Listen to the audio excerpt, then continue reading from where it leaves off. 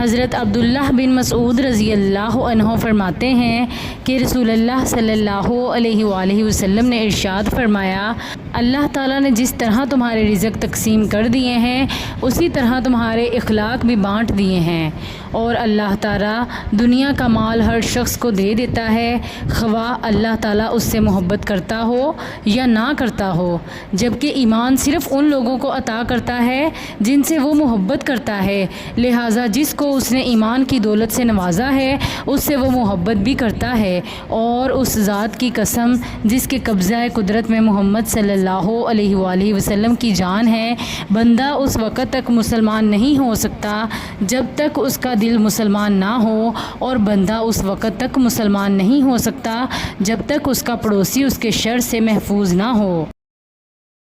حضرت عبداللہ بن عمرو رضی اللہ عنہما فرماتے ہیں کہ رسول اللہ صلی اللہ علیہ وآلہ وسلم نے ارشاد فرمایا، اللہ تعالیٰ کی بارگاہ میں سب سے اچھا وہ شخص ہے جو اپنے دوستوں کے حق میں اچھا ہو، اور اللہ تعالیٰ کی بارگاہ میں سب سے اچھا پڑوسی وہ ہے جو اپنے پڑوسی کے حق میں اچھا ہو۔